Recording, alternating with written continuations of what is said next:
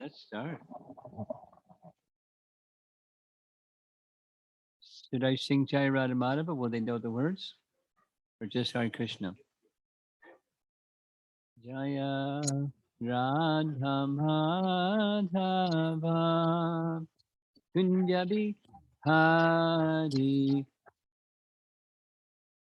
Madhava Kunjabi Hari Jaya Radha Madhava Kunjabi Hari Jaya Radha Madhava Kunjabi Hari Gopi Jana Vallabha Girivardhari Gopi Jana Vallabha Girivardhari Gopi Jana Vallabha Girivardhari Gopi Jana Vallabha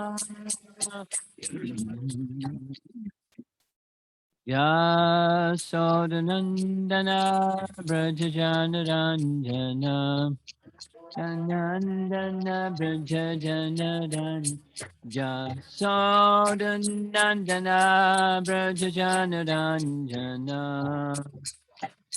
Nana Brajajanaran Jamanatira Vana Jadi Natira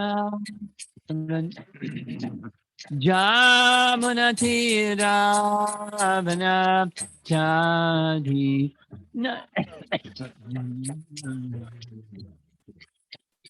Jaya Radha Madhava Kunja Bihari Jaya Radha Madhava Kunja Bihari Jaya Radha Madhava Kunja Bihari Jaya Radha Madhava Kunja Bihari Gopijana Vallabha Girivardhari Gopijana Girivardhari Gopijana Vallabha Girivardhari Abha Girivardhari Jasodanandana Brajajanaranjana Wrong key. Jasodanandana Brajajanaranjana Jamuna Tiravana Chadi Jamuna Tiravana Chadi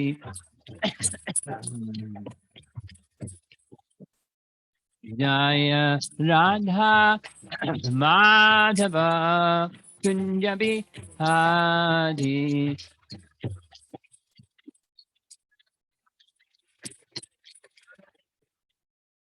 Jaya Radha Madhava Kunjabi Hadi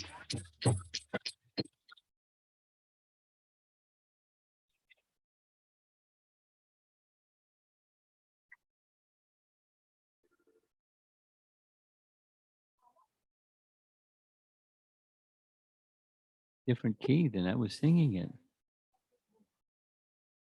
Did you notice? Oh, okay. Okay. Well, more people will be coming, right? Okay. We're going to begin even before they come. Thank you for coming on time. So you're going to do a little introduction or I'll just start?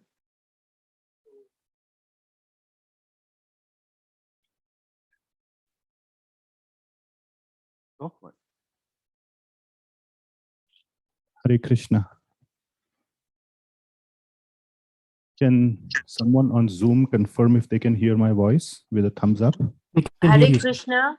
Hare Krishna. Great. Yeah, we can hear you. Okay, great.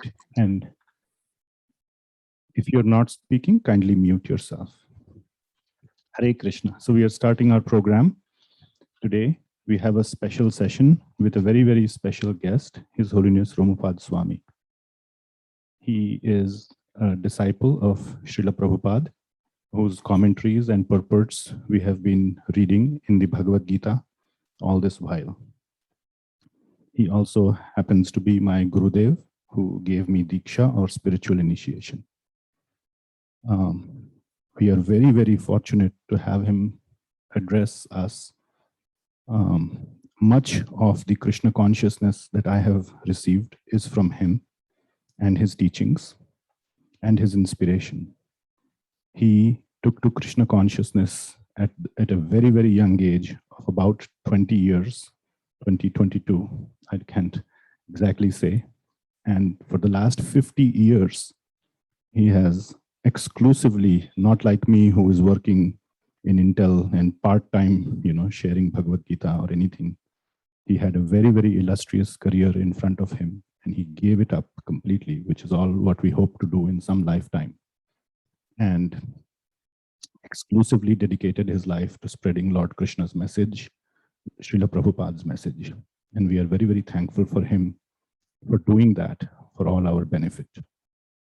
And he is here with us to share his realizations, his experiences,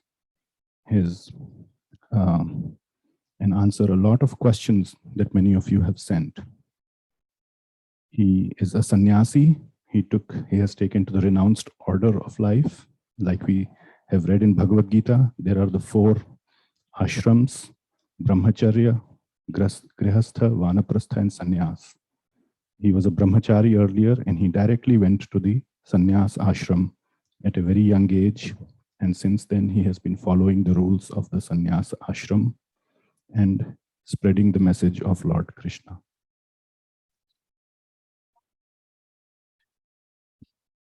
So I request Maharaj to start with a few comments. I told him that we are on the 3rd chapter of Bhagavad Gita, and to share something from his experiences, from his realizations over so many years of spreading Lord Krishna's message. And then I have some questions that we received online, and you all can also raise your hands, and we can go in alternate between the questions already received and the hands raised. And we have some audience here in the room as well. As you can see, the background is a little different. Maharaj is here at our house, and there are some audience, live audience, like in-person audience as well. So we will triangulate between the 3: in-person room audience, the offline questions received, and the questions that the live participants on Zoom have. So I would request Maharaj to please start with sharing something from the Bhagavad Gita, Krishna consciousness, whatever he thinks is best for this audience. I welcome you, Maharaj, with a very, very grateful and humble heart. Thank you very much. Hare Krishna. Those of you in the room, you know each other, right? Because you come regularly to the classes? Okay. Well, on the way over, knowing what I'm being requested to speak about, and knowing that this question comes up anyways, so I thought I would start with the question that comes up anyways. Like, how did you get started? And specifically in reference to Bhagavad Gita, I as a college student 52 years ago, I started asking questions that I asked as a youth but didn't get answers to. The time that I started was during the counterculture period. The Vietnamese War was going on, and there was a lot of, hey, what's going on? Kind of inquisitiveness. And I was, I was like that.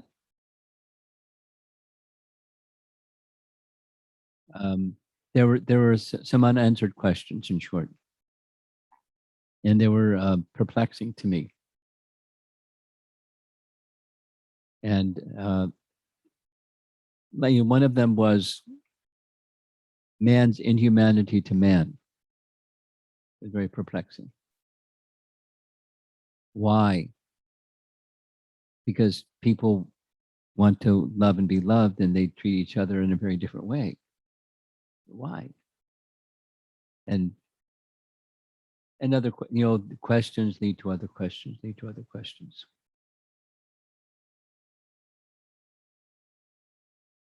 So I went on a quest. I want answers.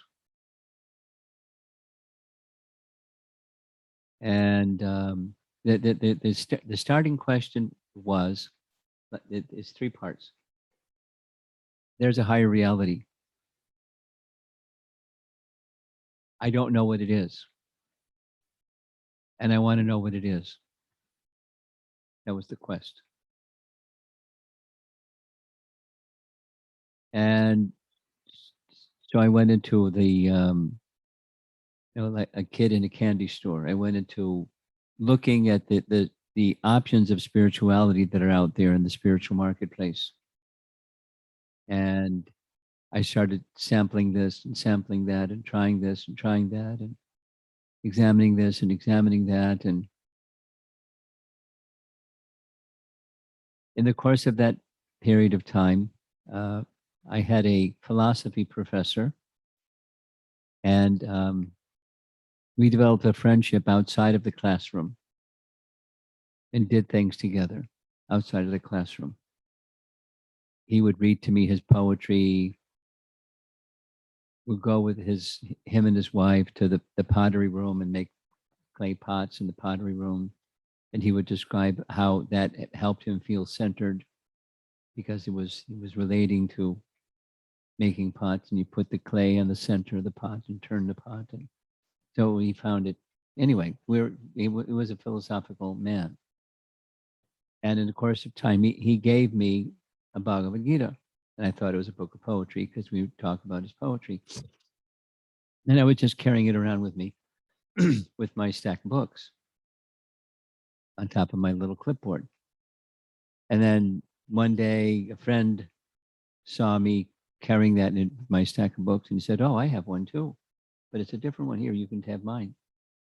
So then there were two Bhagavad Gitas by different authors or translators. I didn't exactly know what it was. So I thought, if there's two, maybe there's more. So I went to the library, and sure enough, there were 5 additional copies by different authors. So I checked them all out.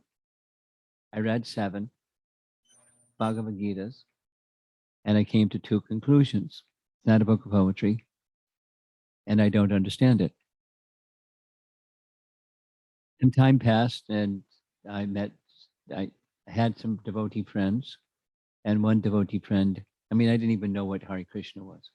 He gave me a Bhagavad Gita, and I started reading Bhagavad Gita number 8. And it was really easy to understand. And I was really surprised why the 7 I couldn't, and now this one is easy. So I kept reading it, and gradually I could understand why it was easy. It's because it was descending knowledge and based on realization, not ascending knowledge based on scholarship. Because you read in the Prabhupada's purports and in so many places in the Bhagavatam, jnana is not a means by which you can understand the absolute truth. So these scholars, the 7 copies where people would say, they would interpret this means that. And it was not sensible. So that's how I got started. And I kept reading it, and one thing led to the next. It wasn't a quick process. It was a gradual process, but it started with an inquisitive spirit. I want to know. I wasn't going to take anybody else's word for it. I wanted to know, and like subjectively, what is this higher reality? I want to experience it. I want to be connected with it. And I didn't even know what that meant, but I wanted to know. So that there was some initial faith, there is a higher reality, and there was an inquisitive spirit, and there was some humility saying, I don't know. Those three things. And things started doors that I didn't even see were there. All of a sudden the door was open, and then I walked through the door, and then there's another space, and then there's another door that's open, and just kept, it's been a nice adventure. So now a little bit about, since you're in chapter 3 of Bhagavad Gita, there are two essential things that you find in chapter 2 and chapter 3, or even just in chapter 2, because chapter 3 expands on what's in chapter 2. Very fundamental teachings. It's so fundamental that we kind of just skip over it because it's so fundamental. And that is understanding you're not the body. There's the temple I first moved in was in Boston. It was the summer of 1970, a few years ago. And during that same summer, there was a devotee couple that moved into the temple. They were already married. And one of those devotees became an author. I mean, he made a summary of Mahabharata and Ramayana and Srimad Bhagavatam and Chaitanya Charitamrita. He's a very, very Brahminical type of person. And then I hadn't seen him for a long time because our lives went in different directions. But when I saw him again, we had lunch together, and how's it going? What's up? And he said, I've come to a conclusion after all of this writing that I want to teach a seminar that goes step by step and help people to understand they're not the body. If they can understand they're not the body, they can understand the teachings. And if they can't understand they're not the body, they won't really understand the teaching. So he had developed a seminar. I mean, it's so fundamental. As I said, we just keep going. Okay, what's next? So conceptually accepting one is not the body is certainly required, but one has to go beyond the conceptual. And the process of the teachings of Bhagavad Gita's knowledge, and the knowledge of Bhagavad Gita tells us there is a soul, and our rational processes can help us understand there is a soul. It's from Bhagavad Gita chapter 2. Dehi nosmin yata dehe komaram yovanam jara. You probably know the verse. As the soul continually passes from babyhood to boyhood to youth to old age. So it's the same soul, although the body keeps changing. And as the body keeps changing, same thing happens at the time of death. The soul is eternal, and the soul moves on to something else. So we're eternal soul. It's reasonable. And then to realize that which is reasonable is something else, and it's difficult. Why is it difficult? Because we're accustomed to, habituated to, addicted to another conception. That covering is our dear friend false ego. And false ego doesn't just get up and go away because you say, okay, false ego, Get up and go away. I've got some knowledge now. So according to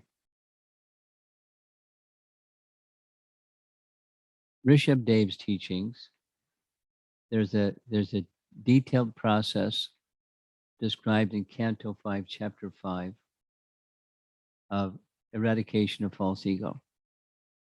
And in Canto 3, there's a very simple one verse summary. The Bhakti process has the power to dissolve the subtle body, including false ego. What a relief, huh? No more material mind. What would that be like? And you still, there's thinking, feeling, willing, but without a material mind. That's possible through the bhakti process, but it's not a mechanical bhakti. It's a devotional and carefully practiced system of bhakti. So the misconception is a starting point, and then what you're reading in chapter 3 is what comes after the misconception. One of the reasons, in addition to false ego, one of the reasons why it's so hard to have a realization that my real identity is spirit, soul, not the body, is the attachments we have to being in the enjoyers of the temporary. Or in the Sanskrit terminology, it's I and mine. Aham is the conception of self. Mama, come on up front. Don't sit in the kitchen. Please come up front. We'll just wait for you to come up front till you get settled.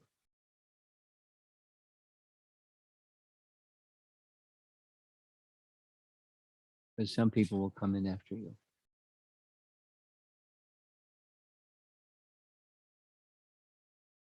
Looks like you're friends. You know each other? Huh? Okay.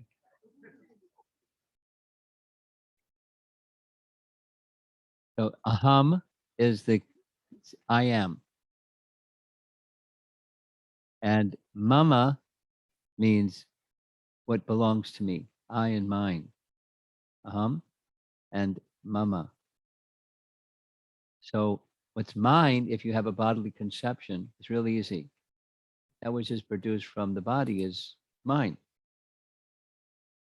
So my work, what comes from the fruits of my work is mine. And then what I can buy with the fruits of my work, that's mine. And the byproducts, children and family, and they're things that are mine. There's I and there's mine. So third chapter of Bhagavad Gita helps train one how to deal with that thing, the mind conception. It's pretty simple. It's called karma yoga. And karma yoga in principle is simple. It's you let go of the attachment to the fruits of your work and offer the fruits of your work to the Supreme. Because that's the yoga part. The detachment part is the gyan part, and the yoga part is to offer the fruits to the Supreme. And it goes further. There's sakam karma yoga and nishkam karma yoga. And for your joy and happiness and celebration, there's a graduate study of Bhagavad Gita. That's called Uddhava Gita.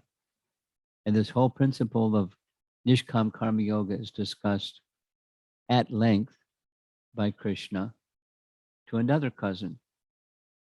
Arjun was his cousin, right? Arjun's mother and Krishna's father were brother and sister. So they're cousins. But Krishna had another cousin. His name was Uddhava. And right here, there's Uddhava Gita on the bookshelf. So when you're ready for, going beyond, going not beyond, but getting a deeper, more involved understanding of what's in Bhagavad Gita, because Bhagavad Gita is undergraduate and Uddhava Gita is graduate. study. Same principles, but in more refined detail. Why detached work is necessary? According to Uddhava Gita, according to Krishna speaking to Uddhava, it purifies the mind. Because in yoga practice, all of the chapters of Bhagavad Gita end with something yoga in the Sanskrit. That they're all, this yoga, that yoga, the other yoga. And yoga means linking with the Supreme. So that linking with the Supreme, in principle, is the purpose of yoga.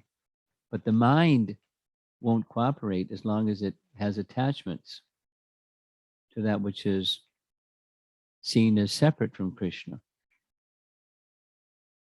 So the short the notion is, from Bhagavad Gita, there's no such thing as something separate from Krishna. Here's the way Prabhupada said it. There are two things. There's Krishna and there's Krishnas, and there's no third thing. Pause. There's no void in the creation of God.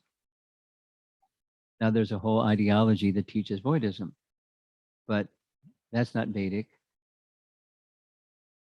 Buddha had to set the Vedas aside and then say there's void, but there's no void. Everything has its relation with Krishna, and Karma Yoga is to recognize the relation of all things with Krishna and offer them to Krishna. And when one becomes proficient, then the mind becomes clear or purified. So Karma Yoga is necessary to perform Bhakti Yoga in such a manner that the mind is absorbed in Krishna. Say it negatively. As long as there's attachment to the temporary, the mind is not going to be absorbed in Krishna. It's going to be absorbed in the temporary. So Karma Yoga is a subset of Bhakti. Or one, if you just do Bhakti, supposing you don't know exactly what Karma Yoga is, and just doing Bhakti. To do Bhakti properly, there must be a mind that becomes purified by offering the results of your activities to Krishna. Here's a little, I'm just going to end because I want to get to the discussion part. That's the best part. While I was still in college, I met a karma yogi. And he was really living by it. He read Bhagavad Gita and he was living by karma yoga. His occupation was he built houses. And he had, a trailer behind his truck. And in his trailer was all the tools he needed to build a house. Like that, you didn't need a whole company. He built houses. And he didn't charge any money. He was a popular guy.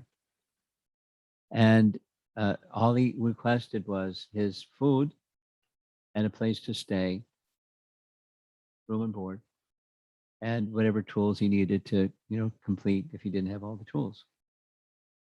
And after he finished building one house, he had 5 other houses that wanted him to go build his house. So they'd have him build their house. And that's how he lived his life, offering the fruits of his work to Krishna.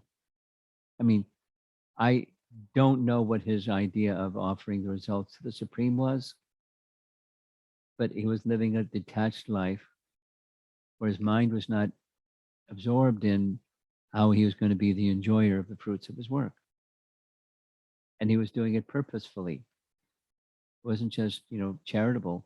He was following my understanding of this man was he was following Bhagavad Gita to the best of his understanding on the principle of detached work, Karma Yoga.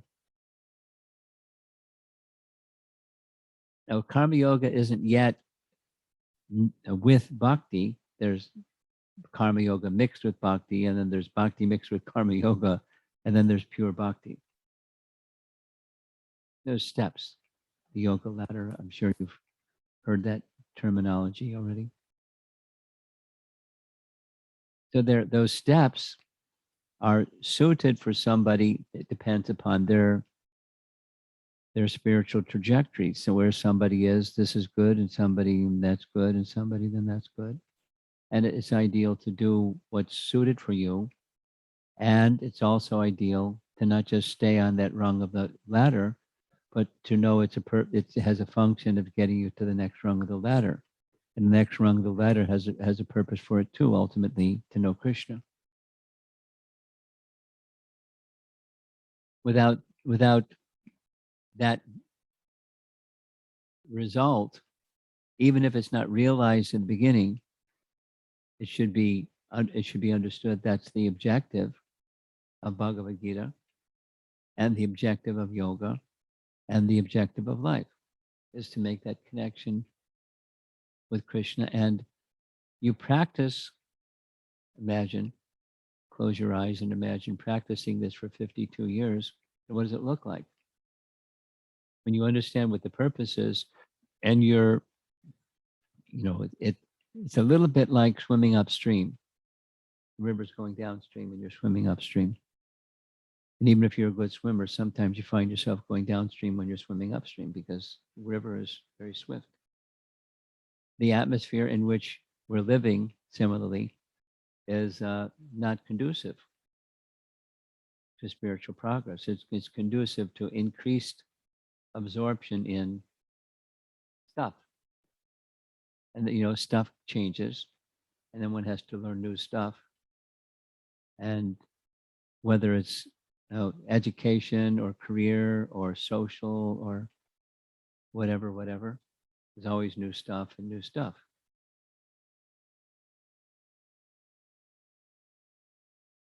On the plane ride over here, there was a young fellow.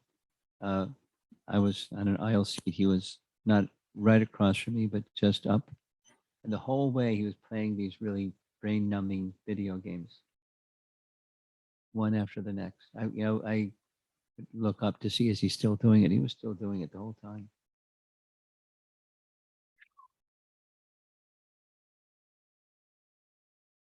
So people are involved in things that are not necessarily going to help them make their mind peaceful and reach life's goal. There's a lot of distraction around us. The younger generation people, more than I do about all of that, the social media and so many things. He keeps you really busy. I was at a college program one place, and it was just on a regular, simple topic, karma and reincarnation topic. Someone came up afterwards, started crying. She said, "You know what it's like to be millennial.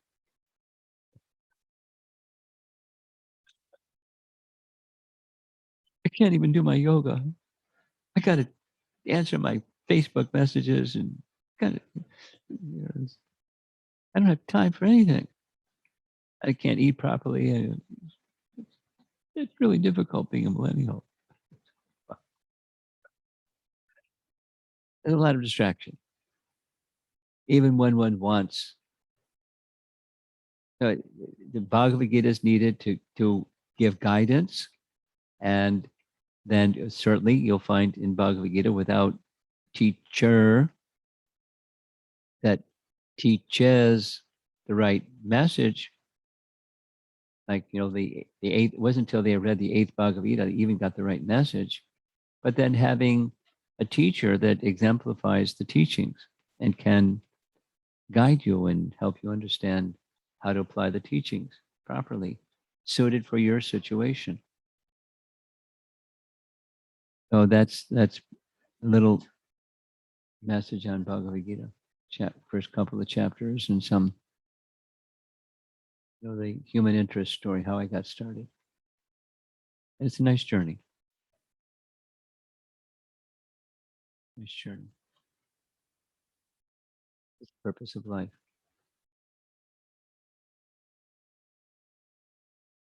Know who you are. And when at the end of the conveyor belt, if you don't know who you are, that's really sad. There's a lot of people in that position. Very, very bright people. At the end of the conveyor belt, they don't know who they are. And that has its consequences. I mean, besides you're not happy, another birth, another time around, doing, whatever the things are, and it doesn't get better. It gets, as this age of Kali progresses, it gets darker, more and more complicated. Okay, so there's my little Bhagavad Gita message. Let's see if you have some. The triangle method. You'd like to start it? Did you give him the microphone?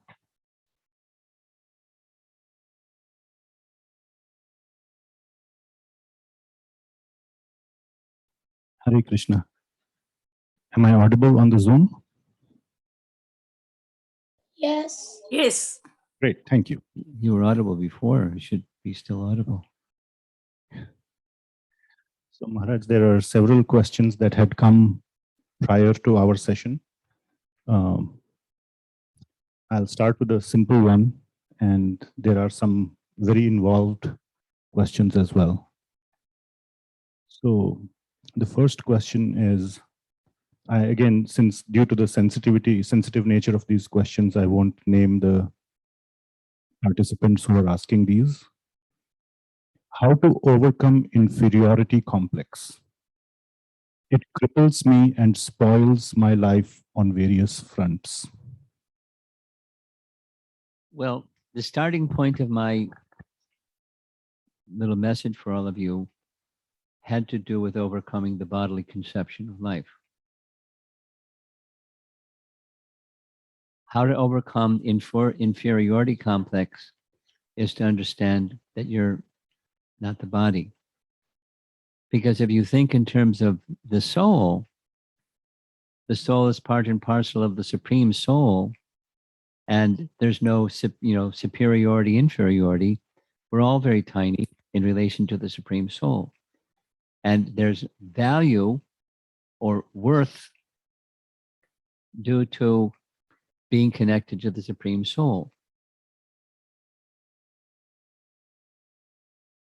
That's a spiritual answer. And how to apply that, you follow the Bhagavad Gita message. We'll go down a little bit from the spiritual answer. And this is, let's say, the Bhakti answer.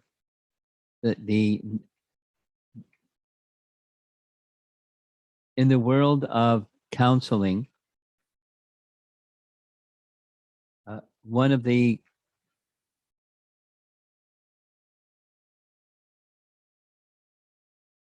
it's called an epidemic.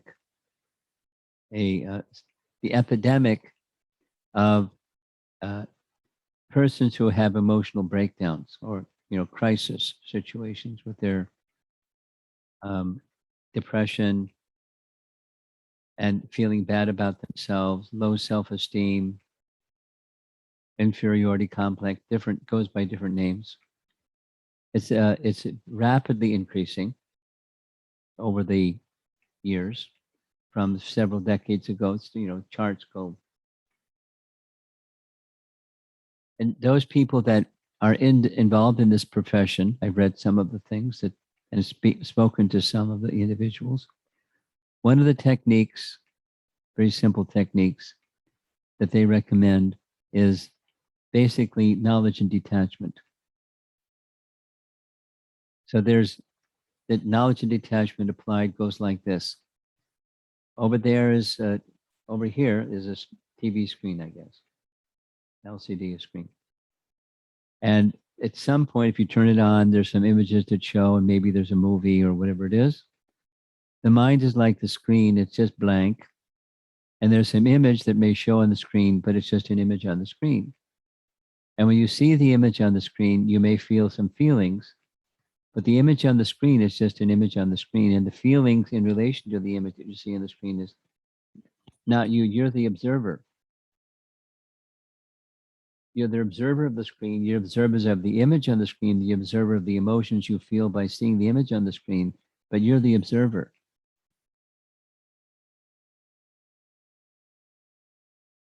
For example, sometimes I know somebody that has volunteered for 1-800-suicide hotline. And those that do this professionally or volunteer, one of the training is when somebody it calls up a 1-800-suicide hotline, it's quite often their emotion is disproportionate with the event that triggered that emotion. Here's a little classic example. A girl called up a 1-800-suicide hotline. Yes, what is it? I want to commit suicide. What happened? My boyfriend didn't answer my phone call. So the trained professional knew there's something behind it. It wasn't the phone call. So exploring, and it turns out the woman was from a broken home, and she was feeling, I may be abandoned by my boyfriend. Disproportionate to the circumstance, some stored emotion got triggered by what was on the screen. Often people don't read reality correctly, and they're so feeling inferiority complex. Knowledge and detachment. You're Krishna's part and parcel, and being Krishna's part and parcel, there's worthiness, intrinsic worthiness. Even if you if you can't dance or sing or whatever it is, do things that other people do as well as what other people do. There's worthiness, intrinsic worthiness. And what's on this, you can work on not only the emotion of feeling inferior, you can work on something that, this is another principle that counselors teach. Find something that you like and do that something that you like and feel energized by the something that you like. And then develop that something that you like into something that you become proficient at. And then you're no longer inferior. You're doing well in something that you like, and it gives you energy and enthusiasm.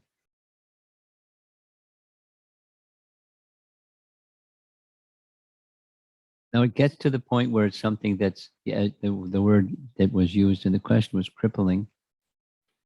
Then you may need to seek counseling from somebody that knows how to handle this type of thing. There are people that life coaching, and they have names for stuff like that these days. They may be licensed, and but largely they're just people with good affective skills and good social skills, and they'll help you, get a handle on who you really are and the worthiness that's within, and help support you, to get on the other side of that feeling.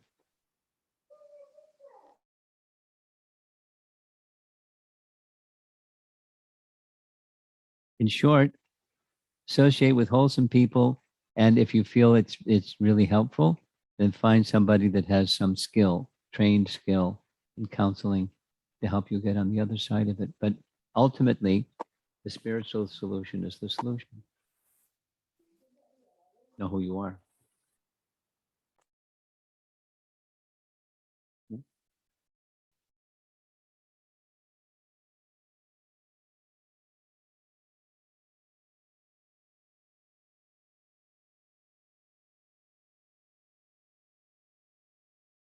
She will do it. Yes.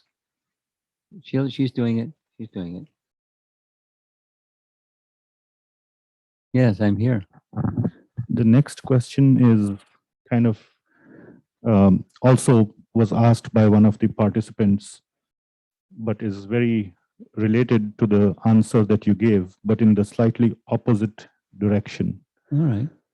And this says that, again, I'll keep it anonymous. Put it over here because people are over here.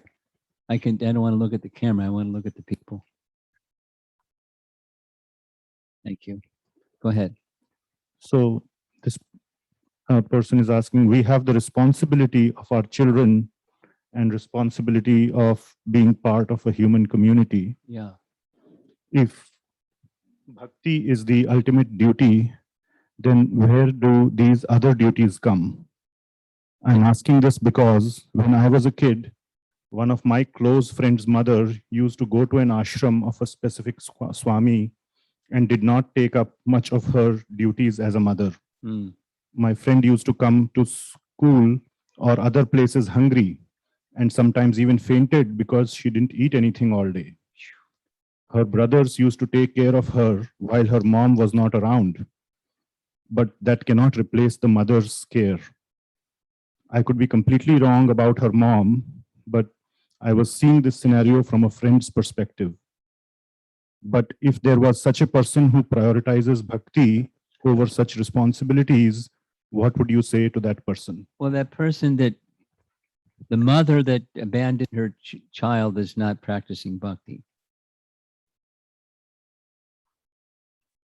They're practicing detachment, but they're not practicing bhakti. Because just go back to chapter 3 Bhagavad Gita that you're all studying. Chapter 3 of Bhagavad Gita, Krishna's telling Arjuna, you want to do karma sannyas. You want to abandon your duty and go to the forest and become a monk, become a tyagi. No. Perform your duty. This is karma yoga. Then the bhakti yoga part is, and always think of me. So neglect of duty is not yoga at all. It's not any kind of yoga. It's irresponsible. So the lady was not practicing bhakti yoga. So now how to see the XYZ features of worldly life in relation to Krishna. It's varieties of service to Krishna. Just like, where we are, there's a young man with his little child in his arms standing back there by the kitchen. And, he's really into this small child. The small child is being very entertained by the affection his father is giving him. And that's nice. At the same time, the father's hearing and the child doesn't understand, but he's hearing these spiritual messages. And that's part of, as a parent, you invite a soul into your life, into the family. And the spiritual duty of parenting is to deliver the soul from the cycle of birth and death. And if one is not prepared for that service, that responsibility, then don't have children. And if you have invited a child, then you take that responsibility. And it's not like micromanagement, but it's extending. Here's a soul that's part of Krishna. Let me see what I can do to help this soul. And in a holistic picture, not just the spiritual needs of the soul, but the holistic picture, their body, their mind, their emotions, their social needs, etc. And to see the fulfillment of those in service to Krishna. So don't be so non-bhakti that you abandon your worldly duties. Detachment is there. Detachment doesn't mean you abandon. Detachment means you don't see those things as facilities for bringing selfish enjoyment to myself, but you see them as a service unto Krishna, kind of an opportunity. Something in the room. We're doing some rotating here. Anything? Okay, here's the microphone. So our remote people can hear too. I'm just curious to know about King Nriga's story in Bhagavatam. Like, wherein there was a fight between two brahmanas about the cows, and then he tries to resolve the dispute, and but they're not satisfied. Eventually, he ends up getting a lizard's body. Okay, King Nriga story from the Bhagavatam. Yeah, I'm not really. What's the question? I know the story. So the punishment that is getting a lizard's body in his next life is something which I'm not able to comprehend.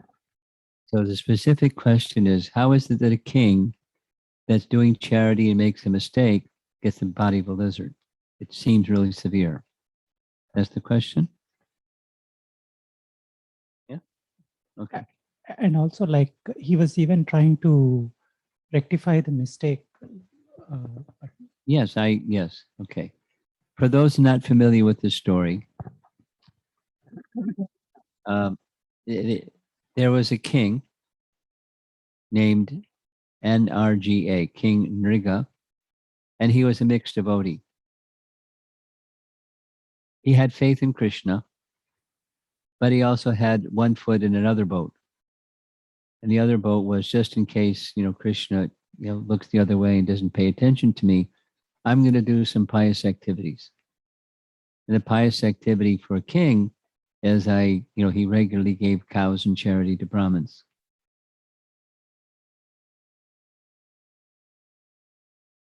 But he was cursed because he gave the cow to a Brahmin. The cow rounded back in the herd. He gave it away to a second Brahmin.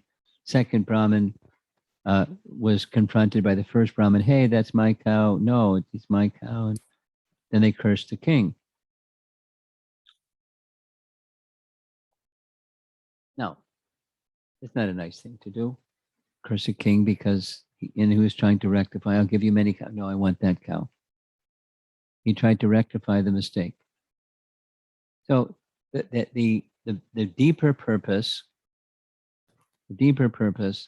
is Krishna was accepting the devotion, the bhakti of the king, and helping him become relieved of the having his second foot in the other boat, the karmakanda boat, or the do pious activities just in case Krishna is looking the other way and doesn't notice my bhakti. He was being helped. So what happened was, when he became a lizard, Krishna came along. He was thirsty. He reached inside all the way at the bottom, of the well, and touched the body of the lizard, and he became a liberated soul. So Krishna was giving him an opportunity to become relieved of such tendency. Now, it's pretty extreme, sure, pretty extreme, but it worked. And so Krishna may do things in ways that we don't understand. And that's quite okay, because I wouldn't arrange things like that, but Krishna did, and what Krishna did the wrong thing. It was the Brahmins that, why did the Brahmins do that? Maybe they were puffed up and they were attached instead of being detached. Okay, oh, this good king, he's giving all this charity to everybody, and sure, we'll accept another cow. I don't need 10 cows, 100 cows. They were being territorial and proprietary, and they weren't such elevated Brahmins, and cursing on top of it.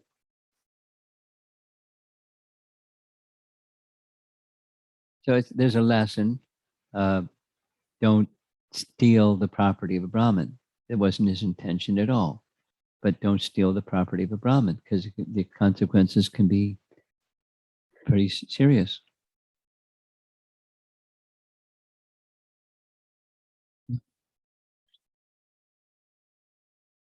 It's not, back to the starting point, the becoming a lizard was very severe. It was very severe. And it's not ordinary. That there was a purpose behind it, and multiple purposes behind it. And one of the most important one was delivering the king. Krishna touched him, and his body transformed again to the celestial personality. He then had his conversation with Krishna. He had his direct darshan, direct exchange with him, because he was actually an elevated devotee. Not everybody can see Krishna, be touched by Krishna, have conversation with Krishna. He was actually an elevated devotee. And Krishna was being very kind, not cruel. It was, it looked like a severe misfortune, but it turned out to be not.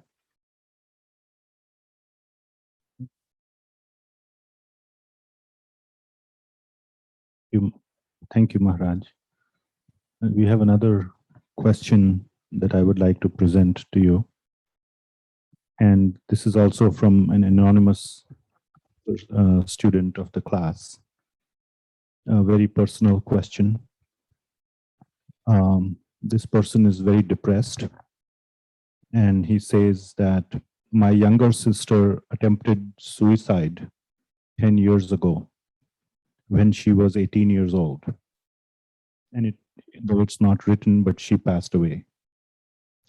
He continues, I don't know the reason why, and every day since then I wonder if she would be alive only if I had been a better brother, connected with her, and knew exactly what was bothering her. I am extremely depressed and hope you can help answer some questions. And there are 3 subparts. First one is, I don't know why she attempted suicide. Connecting with her emotionally better would have helped. I now want to be a better father, son, husband, worker, individual. Gita teaches detachment, and I think detachment is what caused the situation with my sister. How can we be detached from our family and friends when that is what we live for as a grihastha? Well, this question is similar to the earlier question. There's material detachment, and that's hard-hearted and not what real detachment means. Detachment born of selfishness and frustration is the wrong kind or material kind of detachment. And the spiritual kind of detachment is doing things without a sense of proprietorship and being the enjoyer of. In other words, you put Krishna at the center, and things are done like, the care of this nice father with his little child. It's done for the satisfaction of Krishna. Now, a father is going to experience some contentment in being with his child, or a mother with their child, and a brother with his sister, and sister with her brother, and everything. But the detachment is placing Krishna at the center. And then it's wholesome. And the unwholesome is I'm at the center, and my affection for my sister, and my understanding her, and my attempting to understand her better, and taking care of her needs, it's largely self-centered. Now there's certainly a compassion factor, but the mode of goodness, according to Bhagavad Gita, when you get to chapter 14, you'll find there's a happiness, material happiness, that comes from doing things for others, making a sacrifice for others, trying to be selfless, and you still end up being at the center. It's about my happiness. I mean, I'm engaged in, I'm interacting with another, whether it's a family member or non-family member, in a way that looks like I'm going out of my way to do something for the other person, and that may in fact be part of the idea. But the final analysis is my happiness that's foremost. That's happiness in the mode of goodness, a contentment that arises as a conditioning. So the right kind of detachment, that's the proper understanding of Bhagavad Gita, is the happiness of Krishna. Detachment from I'm at the center and it's about my happiness, or the extended self, of sense of self, like mine, I and mine, my family members, my this and my that, my community, my people, my nation. It's extended selfishness. Now that may be harsh sounding, but it's extended selfishness. And the real detachment is we do things. We do all the varieties of things that life is made up of. Provided it's it's within the realm of theistic behavior, we do all those things, and we do them it's in the consciousness that Krishna is to be pleased. That's the detachment from personal sense gratification and satisfying the senses of Krishna. That's the right detachment.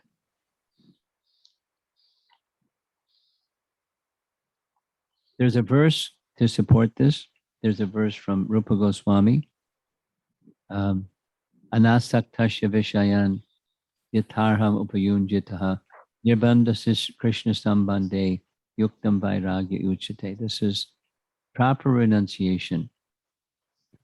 Is that which is in relation to Hari Sambandha Vastuna. That which is Vastu, stuff. That's Hari Sambandha, that's in relation to Hari. It's meant to be used in Krishna's service without attachment. Anasaktasya, asakti means attachment. Without attachment, we use everything in Krishna's service without attachment to being the selfish enjoyer. And the artificial or halgo vairagya, false renunciation, is that which is in relation to Hari, to reject it. Next. The second part of the question is on the concept of the soul and reincarnation. Is there anything I can do to help my sister's soul? If it is all a zero-sum game, since the soul simply moves on, then was she right in committing suicide? And could she have found peace eventually?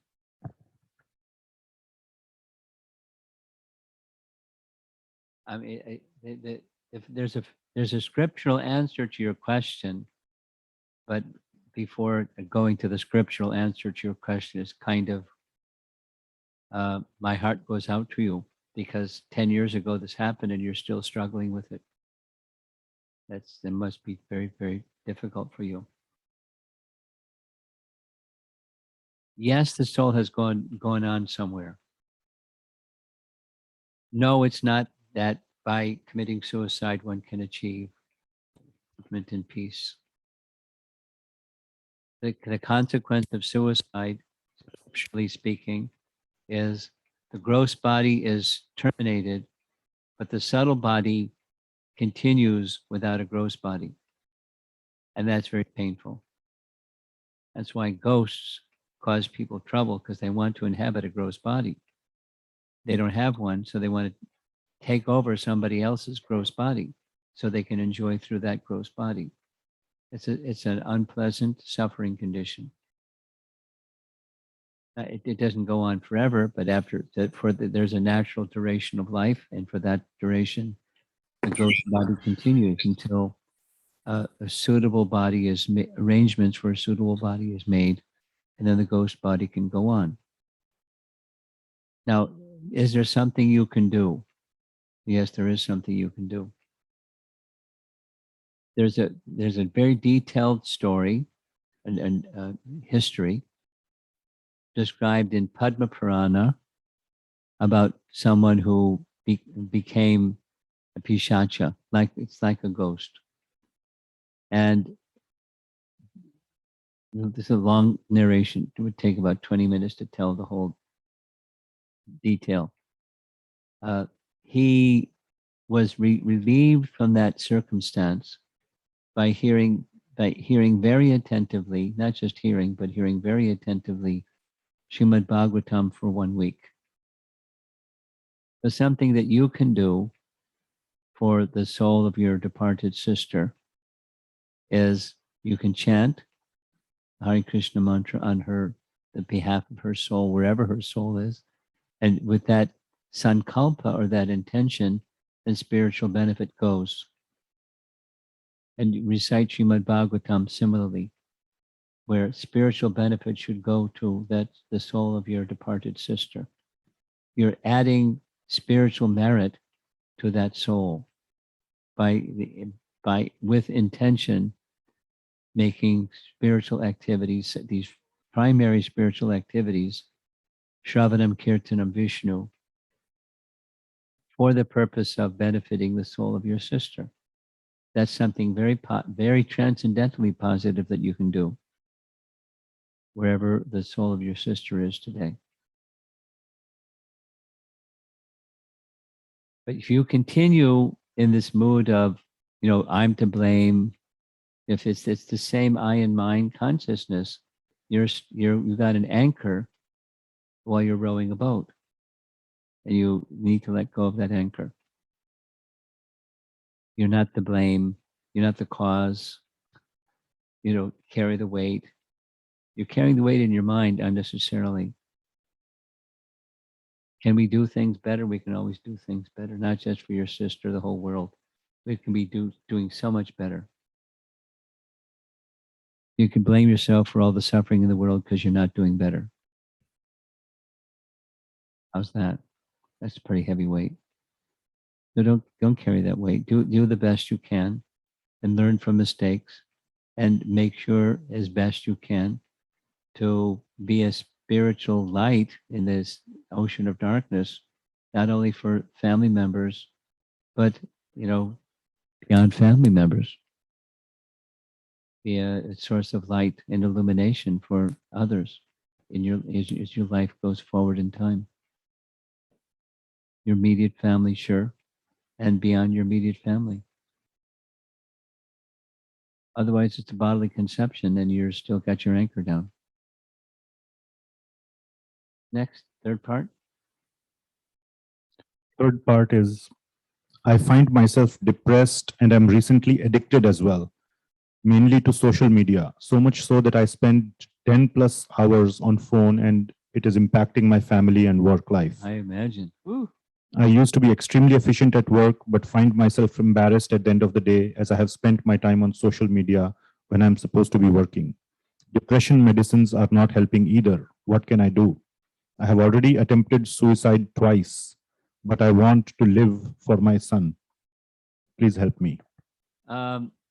You need professional help. I'm not a professional. And there are professionals that can help you. Because they understand the workings and the remedies that are they're professional remedies. So I recommend strongly that you find a professional that you can relate to and relate with, and they're accessible, and you work with that professional. Continue with your bhakti life, but also connect with a professional counselor. There are some people that aren't gifted, some people that are. Find one that is. We'll take one live question from Zoom, Maharaj. Okay, fine.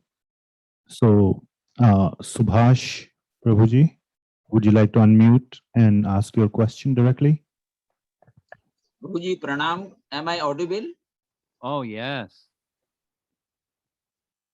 I'm very happy to listen to your talk. It is really, really, now last 1 hour I'm listening to you and I'm developing attachment with you.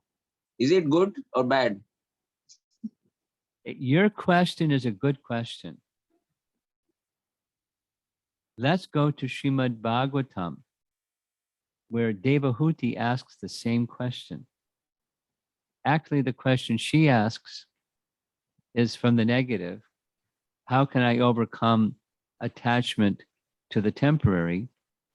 And her son, Kapila says, by becoming attached to sadhus, you can overcome material attachments. Now, material attachment to sadhu means you'll become attached to Krishna. I'm looking at a painting on the other side of the room. And there's a nice painting of Prabhupada having kirtan. And just above him is a painting of Radha and Krishna. So he's absorbed in Radha Krishna. You become attached to Prabhupada. You'll become attached to Radha Krishna because he's attached to Radha Krishna. Become attached to sadhu means you become attached to Krishna. And that's good. Now let's understand what attachment is and isn't. It's not, it's not a material attachment. It can start like that, but if the object is spiritual, then you'll become spiritualized.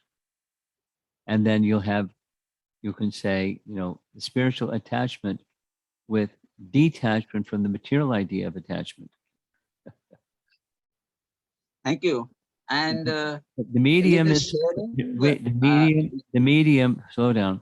The medium is service. Attachment is displayed through the medium of service. If I'm attached to someone, I serve that someone. This is the spiritual conception. okay. In 2001, I visited Los Angeles, and in your story, you said there is somebody who is a handyman kind of person, and he is a trailer with his all tools, and he's doing service for people, maintaining the houses and all that. I think I met this gentleman in Los Angeles. I stayed in the guest house of ISKCON in 2001.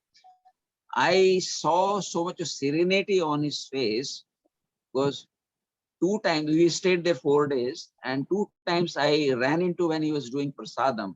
I ate prasadam with him, and there was peculiar serenity on his face.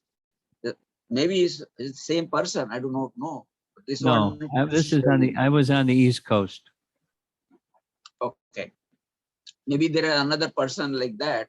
And there's doing- probably several persons. I mean, there's a handful of persons like that. Yes. It's rare know. because most people are attached. One question, Prabhuji, is what is a jivan mukta? And can one person know that he is on that path of jivan mukta? There's a limited and there's a not limited conception of jivan mukta. The limited is negation, and the positive is swarupena vyavastati. This is in the language of Srimad Bhagavatam. Do you like reading Srimad Bhagavatam? No, I have been attending few classes of Bhagavatam given by here ISKCON Juhu. Okay. I have a teacher here, Rup Vilas Das. So he does Bhagavatam class as well as Bhagavat class. So Okay. I am almost every week I'm listening to him. So Okay. that's it. That's my So status. if you have access to Srimad Bhagavatam, because it should be available from your phone or internet or something.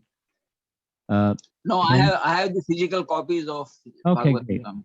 So write it down. Get your pen or your however you write things down. Canto 2, chapter 10, verses 7 and 8, I think it is. The answer to your question is right there, because there's 10 topics in the Bhagavatam, and one of them is mukti, because you're asking what is jivan mukta. So okay, I'll repeat Canto 2, chapter 10, 7 and 8. in the range of 7 and 8. I'm not sure sitting here. Okay, I'll look up that. And the last one. Wait a minute. Sorry. Wait a minute. The phrase that you need to look for is svarupena vyavastati. Svarupena vyavastati. Vyavastati means to be situated in swarup. A liberated soul is situated in their spiritual form, and they engage in activities on the liberated platform using their bodies, but on the spiritual platform in consciousness of Krishna. That's jivan mukta. It's not just negation, the point is this. It's not just negation, liberation in the negation sense. It's in your spiritual form, engaging in service to Krishna and using your physical body to serve Krishna while you're doing that. That's jivan mukta uchate. Thank you so much. I am very grateful to you for the answer. Thank you very much, Prabhu. Hare Krishna. Anything in the room? Oh, Hare silent. Krishna. In the story, Savitri and Satyavan, Savitri is attached to her husband She and is. she brings back the life of her husband. So she gets what she wants being attached to her husband. I would like to know your views on this, please. Is it attachment or bhakti? It's not attached. It's not bhakti. The story of Savitri and Satyavan is to illustrate the power of a chastity of a wife for her husband. By the way, it's not a scriptural story. It's a traditional story or conventional story, but it conveys this very meaning. The meaning is not bhakti, but there is, when one abides by the codes of dharma, in this case, the dharma of a wife to her husband, there's strength. There's such strength that even Yamaraj is impelled by her purity and her determination and her wisdom and her faithfulness to her husband. So it's Yamaraj who restores his life. He's very pleased with her, not bhakti, but her adherence to dharma.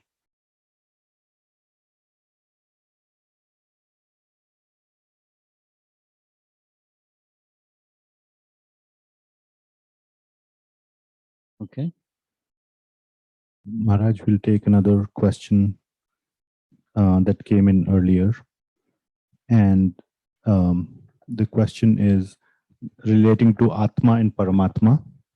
So we are considering paramatma is present in every living and non-living thing, omnipresent. So when the soul, the atma, leaves the body alone and paramatma doesn't leave the body, at that time the atma will be without paramatma. Is this concept correct? No.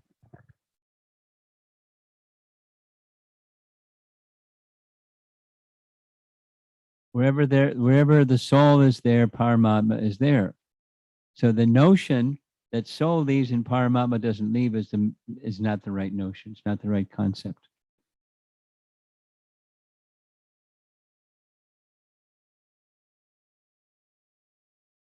Another question, Maharaj. From the Dvaita philosophy standpoint, so we have discussed in the class, Maharaj, Advaita and Dvaita. How do we understand the Upanishad mahavakya like aham brahmasmi in Brihadaranyaka Upanishad? I don't know how relevant this question is for everybody, but I'll certainly answer it.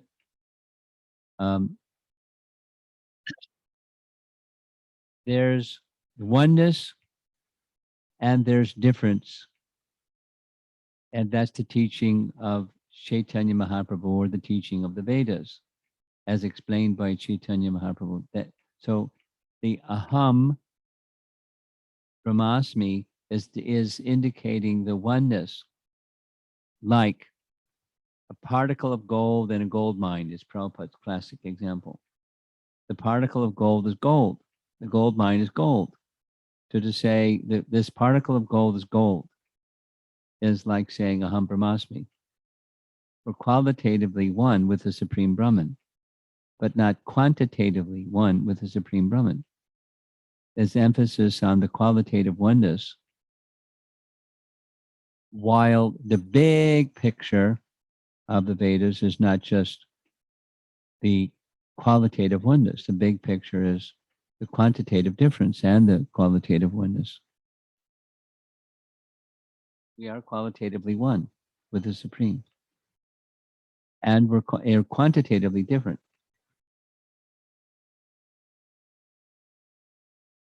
Next. Is everyone getting restless? Anyone getting restless? Should we wrap it up? I see a whole bunch of prasadam boxes over there on the kitchen table. Everybody likes prasadam. Yeah, I noticed that clock went to sleep. Yeah, but it's not just whether the clock is working. How are we doing, everybody? It's now an hour and 15 minutes into our time together.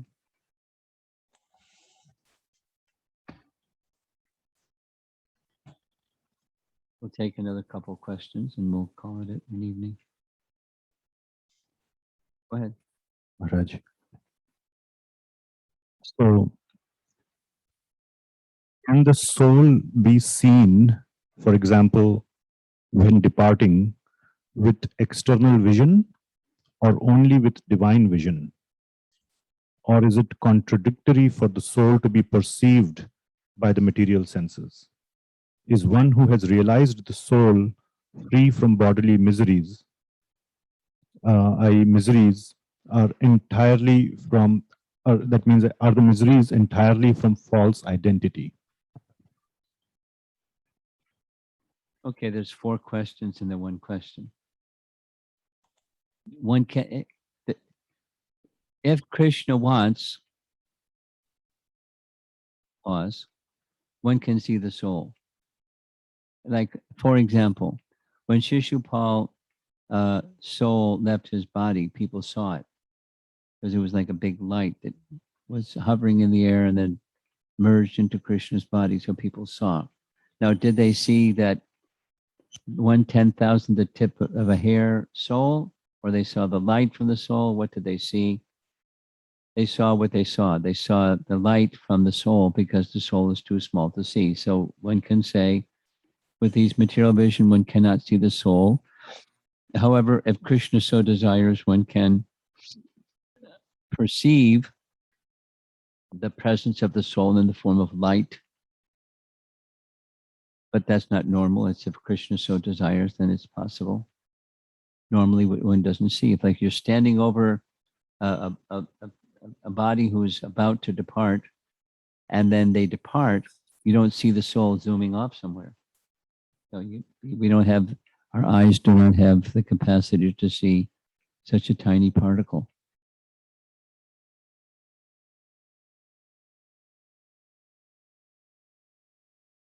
Now, the last question again was kind of unrelated. What was it? Yeah. So, what is the essence? Sorry, is it contradictory for the soul to be perceived by the material senses? And So we I think answered that's that. That was part the of last that. part. What was the last part? Is one who has realized the soul free from bodily miseries? Okay. When you become Krishna conscious, you don't become unconscious. You can be conscious of pains and pleasures, but you don't identify with it. And when you don't identify with it, that's what detachment is. I mean, a practical example. Here's 2 practical examples with Prabhupada.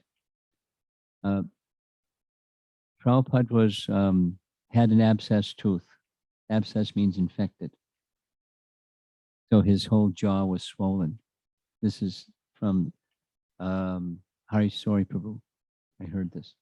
So they were asking Prabhupada, would you like us to take you to a dentist so he can treat the abscess tooth? He said, no, it's not necessary. Give me some cloves.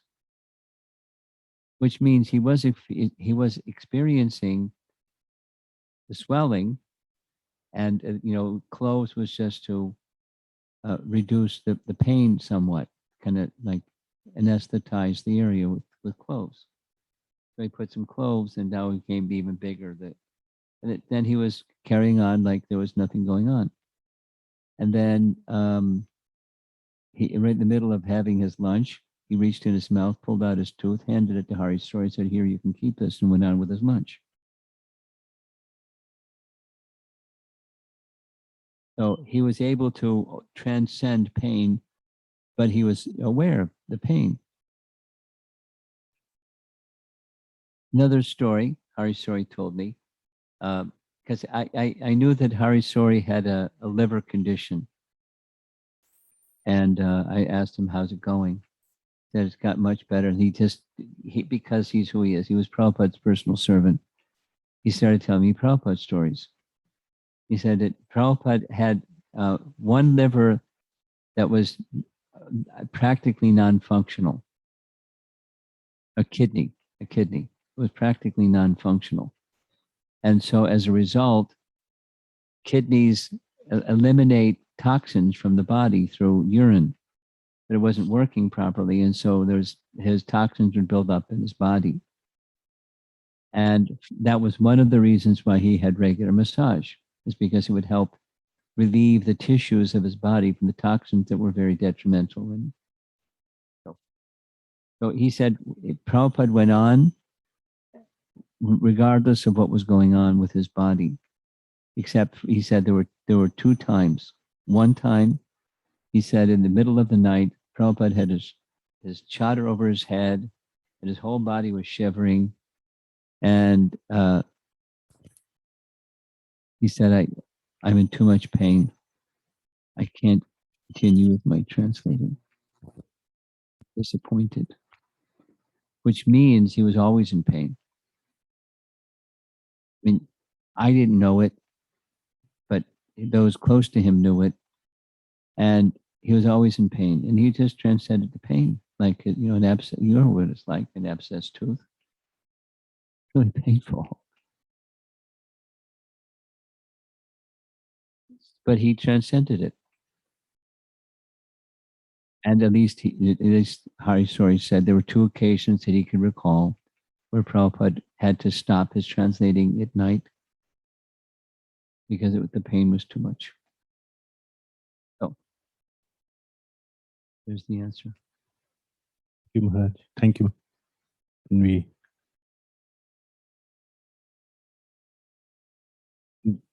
I'm looking around the room to see if anybody, you're patient enough to sit and listen. That's good.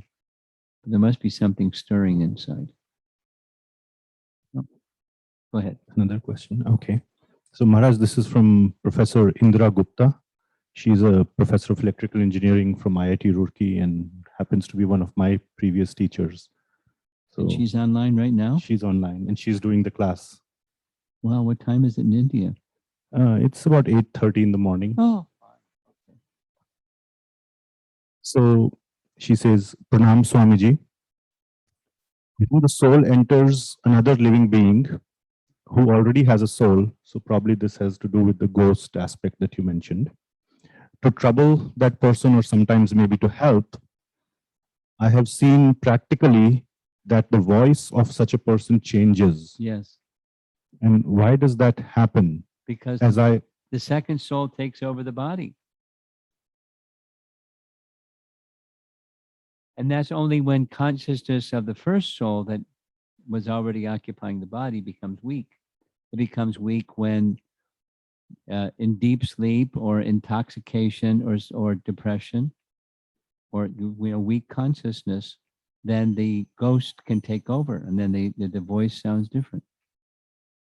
Or everything, the personality and everything is different because there's another soul at the steering wheel. So the second part is, as I understand, the soul is pure. So why does it want to trouble another one? What is Bhagavad Gita's view in this regard? The Bhagavad Gita's view is there are souls that are covered and their purity is lost because they're covered. They're there, and instead of purity, they're operating under the modes of nature. And those that want to inflict pain on others, that's tamagun. And they're heavily influenced by tamagun, and that's why they want to inflict pain on people. But that's not the condition of the soul. That's the covering of the soul. That through false ego, we identify with the covering instead of the the purity of the soul itself.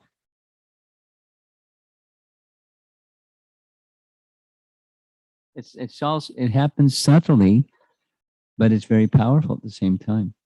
Modes of nature are really, they got a hold on us. And they don't like to let go. One more, and we're done. Okay, Maharaj. So this question is from a very nice devotee, Madhav Tripathi. He has raised his hand. He is actually the son of my classmate from college. Okay. So, Madhav, would you like to unmute and ask your question? Hare Krishna Maharaj, Dandavat Pranam. Thank you so much for letting me ask. Maharaj, my question is, we often find in the scriptures of Srila Rupa Goswami as well as in the scriptures of Srila Prabhupada this Shraddha to Prem continuum, that first of all we begin with Adav Shraddha Tato Sadhu Sangha and we continue up till Prema. So how do we identify on which part of the continuum we are at the present moment? What are the symptoms of a person on each part of the continuum, and how do we identify us based on the symptoms, and what are the duties of the person on each part of the continuum? I mean, this is like a whole chapter from Srimad Bhagavatam you're asking. So I don't think I can do justice to your question. It can speak,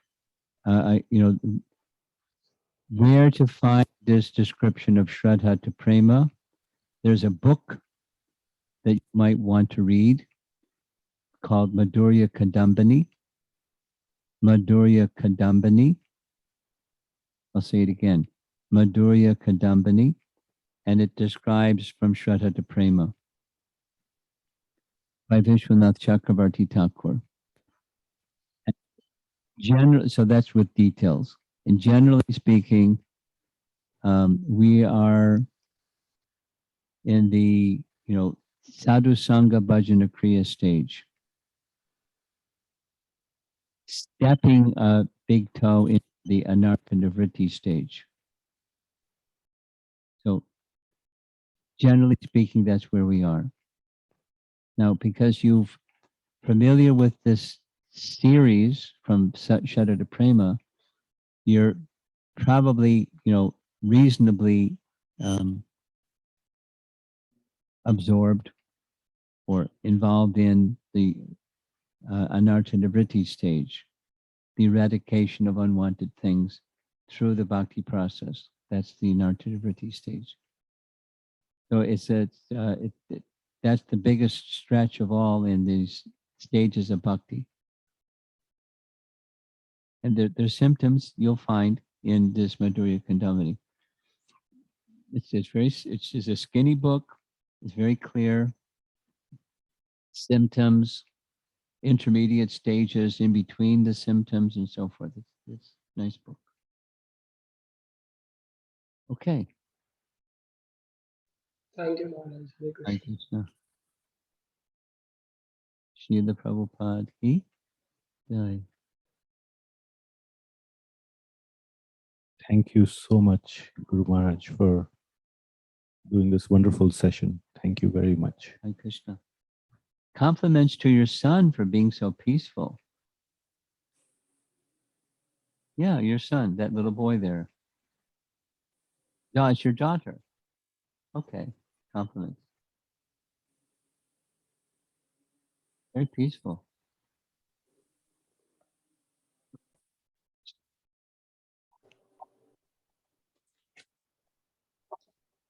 Hare Krishna Prabhuji. Thank you. Thank you, everybody on the Zoom. Today we will end a little bit early. So thank you for joining. We will not have a class. What's the status, or what are we having? Huh? Yeah, but so tomorrow morning's Q&A session is on, that we do on the Saturday morning specific time. Please join us for the Q&A session tomorrow. Of course, I will be doing that. And we will let you know if we have any session next Friday. Most likely we will not. But Please stay tuned for communication from our side as usual. Thank you so much for joining, and thank you for your lively questions.